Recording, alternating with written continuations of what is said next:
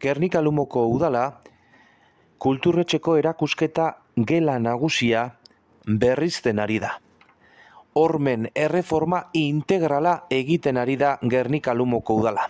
Baita argiztapena, ateak, zorua, leihoak, pintura, kanpoko gela baterako sarbidea ere egiten ari da, eta guztira aurrekontua 82.600 eurokoa da.